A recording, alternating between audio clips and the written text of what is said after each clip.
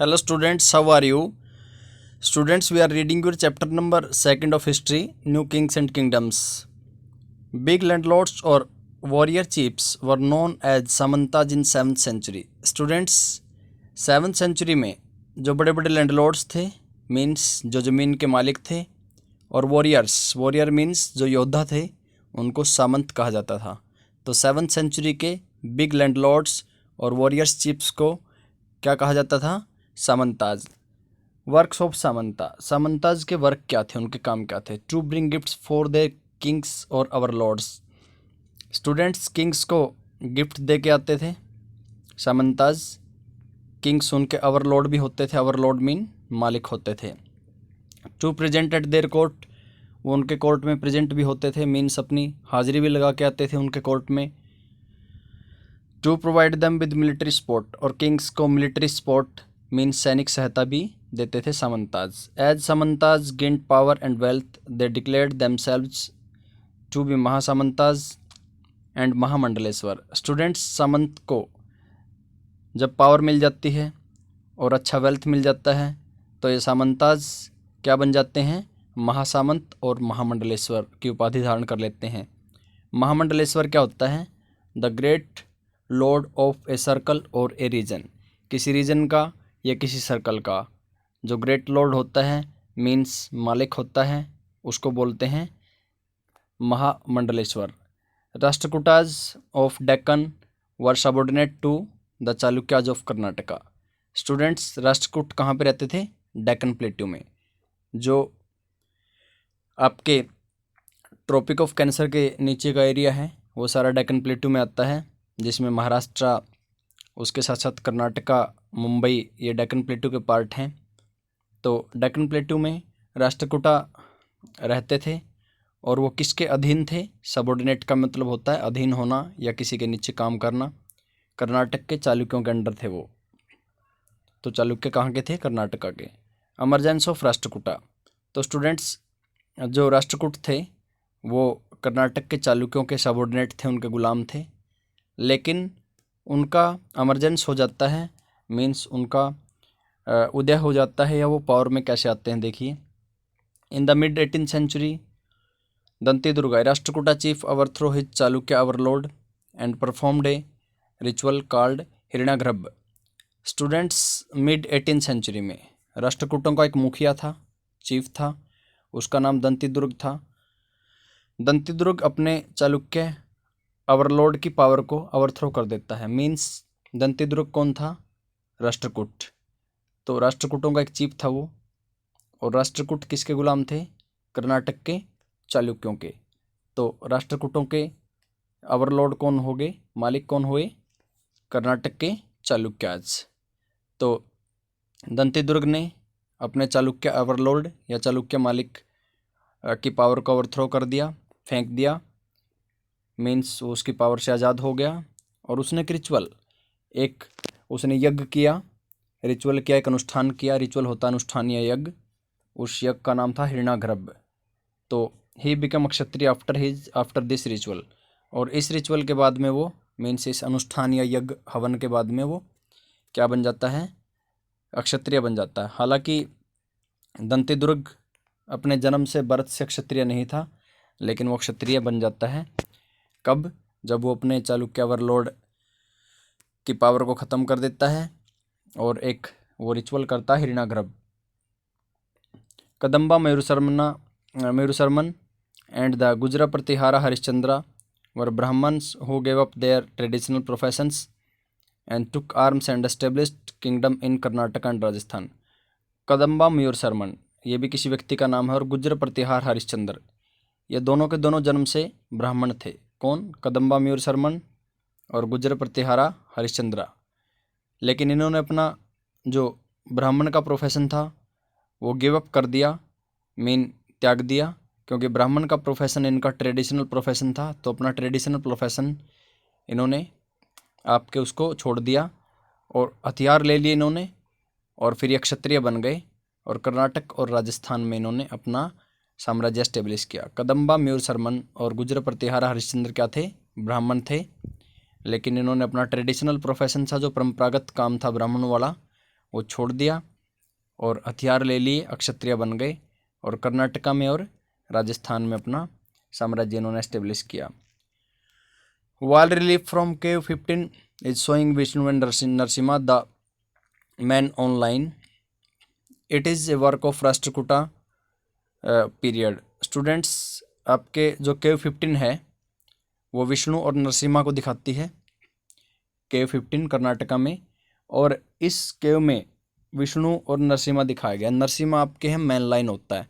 Man line means आपके जो आदमी एक को है ना आपके जैसे शेर का मुखौटा पहना के दिखाया जाए उसको बोलते हैं मैन लाइन, जिसका सर तो शेर का होता है और धड़ होती है जो नीचे वाला हिस्सा वो मैन का होता है। तो भगवान नरसिम्हा के बारे में आपने सुना होगा इंडियन माइथोलॉजी में, पुरानी कथाओं में। और राष्ट्रकूटों के टाइम की है ये जो पेंटिंग है, ये जो विष्णु को जिस नरसिम्हा के रूप में दिखाया गया है, मीन्स मैन लाइन के रूप में दिखाया गया है। Dantidurga was not a kshatriya by birth. मैं आपको पहले ही बता चुका हूँ कि दंती दुर्ग अपने जन्म से क्षत्रिय नहीं था। Administration in the new kingdom, आपको पता है 7th सेंचुरी में नए नए किंगडम एस्टेब्लिश हो गए थे। तो इन नए किंगडम में एडमिनिस्ट्रेशन कैसे चलता था? Kings adopted house ending titles such as maharaja adhiraja. तो बड़े बड़े पद या टाइटल ग्रहण करता था किंग्स इन नए किंगडम्स में, और उनको कहा जाता था किंग्स के पद को महाराजा अधिराज।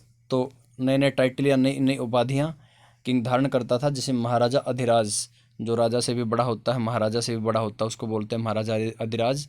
तो इस तरह के टाइटल किंग धारण करते थे न्यू किंगडम्स में। द ग्रेट किंग, महाराजा अधिराज का मतलब होता है great king, our lords of king, मतलब राजाओं के ऊपर राजा। और त्रिभुवन चक्रवर्तिना, त्रिभुवन चक्रवर्तिना जैसी उपाधि भी राजा लोग धारण करते थे। लॉर्ड्स ऑफ 3 वर्ल्ड्स, 3 वर्ल्ड का, 3 दुनिया का जो राजा होता था उसको बोलते थे, 3 दुनिया का मालिक होता था उसको बोलते थे त्रिभुवन चक्रवर्तिना। तो नए किंगडम में राजा कौन कौन से टाइटल या उपाधियां धारण करते थे? महाराजा अधिराज और त्रिभुवन चक्रवर्तिन। महाराजा अधिराज का मीनिंग होता है the great king, our lord of kings, और त्रिभुवन चक्रवर्तिन का मतलब होता है lords of 3 worlds. Kings also shared power with samantas as well as association of peasants, traders and Brahmins.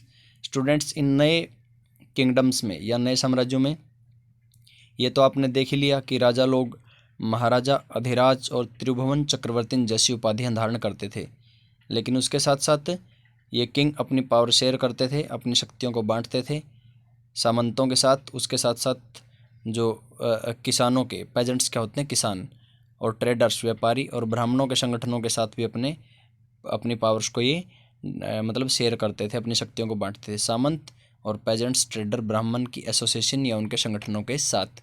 Resources were obtain from the producers, that is pageants, cattle keeper, artisan etcetera, in form of rent. Resource कैसे मिलते थे? देखो, संसाधन कैसे आते थे new kingdoms में? वो प्रोड्यूसर से लिए जाते थे। मीन्स प्रोड्यूसर कौन होते हैं? जो चीज़ों को प्रोड्यूस करते हैं या पैदा करते हैं। जैसे पेजेंट्स अपने क्रॉप्स पैदा करता था, उससे रिसोर्स लिए जाते थे, कुछ फसल वगैरह ले ली जाती थी उससे। कैटल कीपर, पशु रखने वाले से दूध मंगवा लिया जाता था। आर्टिजन से कोई ना कोई राज्य में कंस्ट्रक्शन का काम करवा लिया जाता था। और ये सभी सेवाएं हैं ना, ये peasants, cattle keeper, artisan kings को रिसोर्स के रूप में रेंट की तरह देते थे। मतलब आपके वो ये रेंट कहा जाता था एक किस्म का, जिसके पास जो भी आपके हाथ का काम जिसको आता है, या मीन्स आपके जो भी राज्य में रिसोर्सेज के रूप में कोई योगदान देता है तो उसको बोलते हैं rent. These resources were use to finance the king's establishment. इन रिसोर्स का यूज़ जो किंग के एस्टेब्लिशमेंट होती थी, मीन्स उनके किंग्स के जो आपके बस्तियां वगैरह होती थी, या राज्य के जितने भी महल होते थे राजा के, उनको फाइनेंस करने के लिए इनका इस्तेमाल होता था रिसोर्सेज का। टेम्पल का कंस्ट्रक्शन करने के लिए, इसके साथ साथ वॉर के अंदर भी इन रिसोर्सेज का इस्तेमाल होता था। The functionaries for collecting revenue were generally recruited from influential family.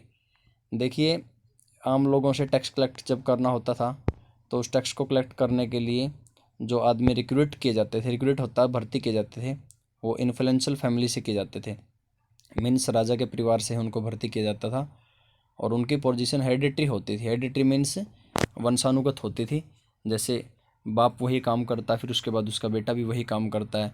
तो इन्फ्लुएंशियल फैमिली, किंग के परिवार के लोग ही रेवेन्यू या टैक्स कलेक्ट करते थे आम लोगों से। 400 taxes mention in inscription of Chola who ruled our Tamil Nadu. आपको पता है चोल लोगों ने तमिलनाडु में रूल किया। चोला एम्पायर या चोल राजाओं ने कहाँ पे रूल किया? तमिलनाडु में। तो तमिलनाडु में जो इंस्क्रिप्शन मिले हैं, इंस्क्रिप्शन क्या होते हैं? हार्ड सरफेस के ऊपर लिखी गई कोई भी चीज़, जैसे मेटल या स्टोन के ऊपर कुछ लिखा गया। आपने 6th क्लास में इंस्क्रिप्शन के बारे में पढ़ा था। तो चोल लोगों के जो इंस्क्रिप्शन मिले हैं तमिलनाडु में, उसमें 400 टाइप के टैक्सेस का वर्णन किया गया है। और उन टैक्सेस में जो सबसे फ्रीक्वेंट मेंशन टैक्स है, या मतलब कि बार बार जिस टैक्स का नाम लिया जाता है वो आपके वैटी, ये फोर्स्ड लेबर के रूप में लिया जाता था। सबसे 400 टैक्सेज में से सबसे जो फेमस टैक्स था वो था वैटी। और वैटी टैक्स फोर्स्ड लेबर, ज़बरदस्ती मजदूरी करवाना होता है फोर्स्ड लेबर, तो ज़बरदस्ती मजदूरी के रूप में लिया जाता था। कदमई होता था एक टैक्स, वो लैंड रेवेन्यू होता था, ज़मीन के ऊपर जो टैक्स लगता था उसको बोलते थे कदमई। प्रशस्तिज का मीनिंग होता स्टूडेंट्स इन प्रेज ऑफ, किसी की तारीफ़ करना। जैसे राजा लोगों के कवि उनके बारे में, उनकी तारीफ़ में जो कुछ चीज़ लिख देते थे उसको बोलते थे प्रशस्ति। Means in praise of means इसकी तारीफ़ करना। 6th क्लास में आपने प्रशस्ति के बारे में स्टडी किया था। प्रशस्ति contain that may not be literally true. प्रशस्ति के अंदर जो चीज़ें कंटेन की होती हैं, मीन्स प्रशस्ति में जो चीज़ें शामिल होती हैं, जो चीज़ें लिखी होती हैं प्रशस्ति में, वो ट्रू नहीं होती। कंपेयर्ड बाई कंपोज्ड आएगा यहाँ पे, कंपेयर कीजिएगा, इसको ठीक कर लेना आप। कंपोज्ड बाई लर्न ब्राह्मण, तो प्रशस्ति को कौन कंपोज करता था? जो आपके पढ़े लिखे ब्राह्मण लोग होते थे वो कंपोज करते थे। और एडमिनिस्ट्रेशन में भी ये ब्राह्मण लोग काफ़ी हेल्प करते थे। प्रशस्ति तो राजा की तारीफ़ में लिखते ही थे। ब्राह्मण wrote in praise of the king, राजाओं की तारीफ़ में लिखते थे। प्रशस्ति उसी को कहते थे जो किसी की प्रेज में, किसी की तारीफ़ में लिखी गई हो। लैंड ग्रांट्स होता है ज़मीन का दान करना। किंग्स ऑफन रिवार्डेड ब्राह्मणा by grants of land, Kings हमेशा ब्राह्मणों को ज़मीन का दान देते थे, लैंड का ग्रांट देते थे। These were recorded on copper plates which were given to those who received the land. Students, copper plate के ऊपर वो रिकॉर्ड होता था जो ज़मीन राजा लोग ब्राह्मणों को दान में देते थे, उस ज़मीन का सारा डाटा कॉपर प्लेट के ऊपर, एक कॉपर की प्लेट होती थी उसके ऊपर, तांबे की एक प्लेट होती थी उसके ऊपर रिकॉर्ड होता था ये, और ये ब्राह्मणों को साथ में दी जाती थी ज़मीन के साथ। Kalhana, he wrote a long Sanskrit poem called Rajatarangini in 12th century. तो कल्हड़ ये कश्मीर का पोइट है एक, और इसने पोइट की फॉर्म में एक बुक लिखी है राजतरंगिणी। तो राजतरंगिणी किसके बारे में है? कश्मीर के रूलर्स की हिस्ट्री के बारे में है। और अनलाइक द राइटर्स ऑफ प्रशस्ति he was often critical about rulers and there policies. Students, प्रशस्ति में तो कवि लोग राजाओं की तारीफ़ करते थे, लेकिन कल्हड़ ने अपनी राजतरंगिणी में राजाओं को क्रिटिसाइज किया है, उनकी आलोचना की है, हमेशा उनकी तारीफ़ नहीं की। प्रशस्ति of Allahabad pillar inscription is about Samudragupta, एक गुप्ता रूलर। स्टूडेंट्स, इलाहाबाद में एक पिलर है, एक आपके बहुत ही बड़ा खम्भ है, उसके ऊपर एक प्रशस्ति लिखी गई है, उसके ऊपर एक इंस्क्रिप्शन लिखा गया, सॉरी। उस इंस्क्रिप्शन में समुद्रगुप्त जो कि गुप्ता रूलर था उसके बारे में उस प्रशस्ति में लिखा गया है। और इस प्रशस्ति को जो इलाहाबाद पिलर के ऊपर लिखी गई है इंस्क्रिप्शन की फॉर्म में समुद्रगुप्त के बारे में, जो गुप्ता रूलर था, इस प्रशस्ति को किसने कंपोज किया? समुद्रगुप्त का एक आपके कोर्ट पोइट था हरिसेना।